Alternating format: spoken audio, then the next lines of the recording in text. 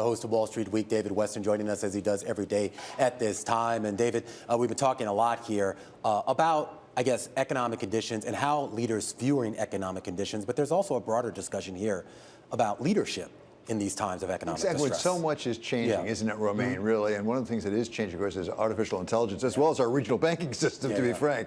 But when we talk about things like artificial intelligence, we like to talk to Carly Fiorina. She, of course, ran HP, and she is founder and chairman of Carly Fiorina Enterprises and Unlocking Potential. Carly, great to have you back with us. Let's start with artificial intelligence, if we could. We did see Sam Altman from OpenAI go up on testify on Capitol Hill. And by the way, he said, I think you should be doing some regulation here.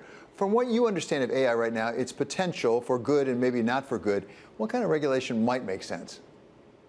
Well, let me just first start by saying, David, that I really applaud Sam Altman's testimony. You and I have talked about this a lot over the years. I have, for a long time, advocated that the technology industry needed to be more collaborative with policymakers in general and Washington, D.C. in particular. I think better, closer collaboration on regulation on social media would have yielded a better result for everyone, including, by the way, the tech companies who have squandered a lot of trust given what we now see happening with social media, whether it's disinformation, misinformation, division, or mental health issues.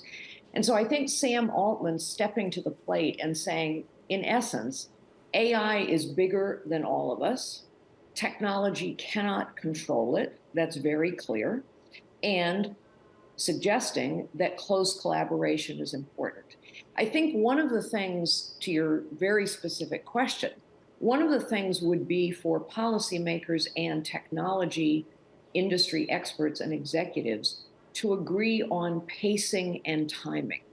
In other words, one of the biggest problems here is that AI, because it is learning in real time off the existing internet, and because the assumption is that the business model for AI will look very much like the business model for social media, that is, engagement, ad revenue, that is a recipe for more peril than promise.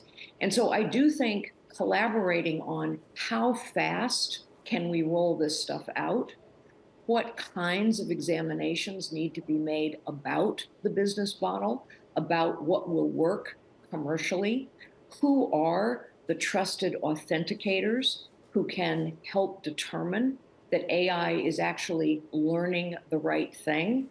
For example, when it comes to history, and as you know, I'm deeply engaged in history, whether it's for the nation's 250th or Colonial Williamsburg. Right now, if AI is learning history from the internet, that's a disaster in the making. Perhaps we should discuss AI learning history from primary source material only. So those are just some examples of the kinds of conversations that have to go on.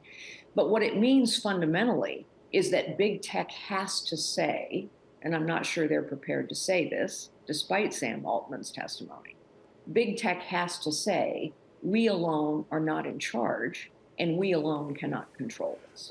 So Carly, you have talked about that 250th anniversary. There's another deadline coming up, which is 2024 in a presidential election. One of the things that Sam Altman really was concerned about was what AI could do, actually, in a presidential election in terms of political misinformation. Besides leading HP, of course, you ran for president of the United States. What can we do to make sure that we are protected as much as we can be in 2024 without slowing AI down so much we don't get the benefits from it? Well, I'll tell you something, David. I'm actually in favor of slowing it down a bit. Because if you look at what happened in 2020 and in 2016, social media was used to accelerate and amplify misinformation and disinformation. The technology companies told us they had it under control, but in fact, they did not.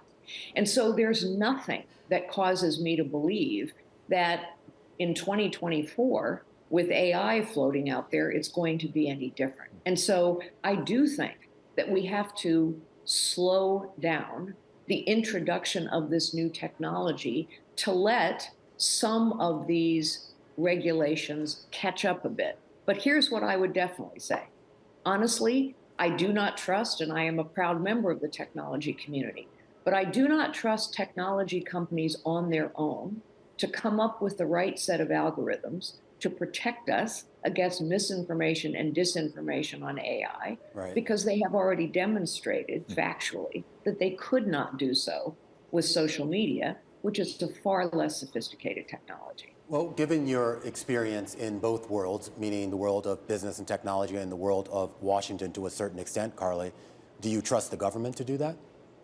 Well, yes, it's a very legitimate question. And this is why I think there needs to be literally a standing working committee. I know that sounds bureaucratic, but I think an in-depth collaboration is required here between members of the technology community, members of the national security community, members of the regulatory community. Now, notice I didn't say politicians per se, and I Right. do think we have to take it out of the hands of politicians. I don't think Congress on its own is going to do a very good job of this, but I do think there is expertise in the national security space, in the Yeah. policy space, and in the technology space Yeah. where a wholesome collaboration could yield some results that politicians could then act on.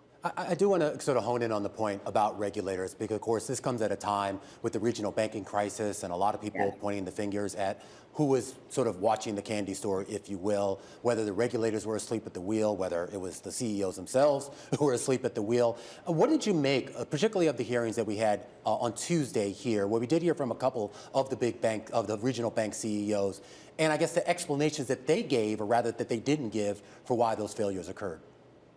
Yes, well, first, in answer to your question, who was the regulators asleep at the switch or were the CEOs asleep at the switch? The answer is clearly yes.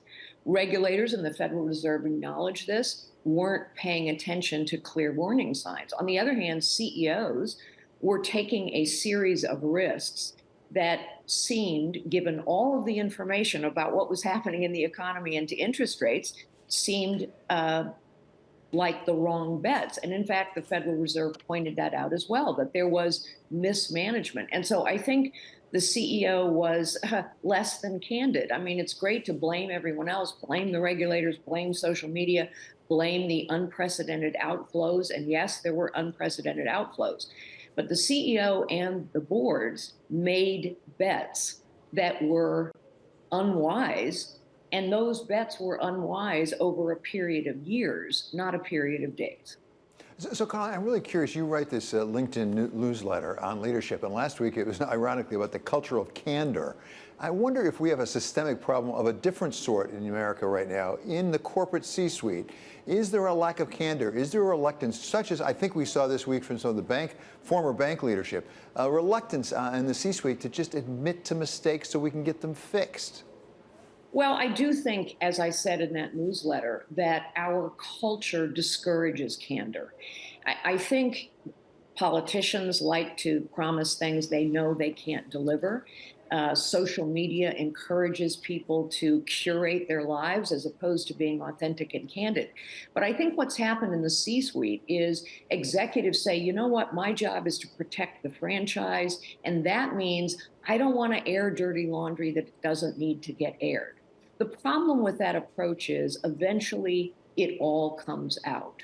That's what happens in our information age. So when people hide the ball, when people are less than candid, what happens is A, we don't know what happened, therefore B, we don't know how to fix it, and C, when it is discovered, and it always is, trust is eroded as well. And that erosion of trust gets us into a vicious cycle where institutions in general are not trusted, and it makes problems even more difficult to fix. Yes. Sometimes, sadly, you Right. just have to suck it up and say, Right. you know what, we Right. blew it, and here's what Yeah. we're going to do differently Yeah. next time.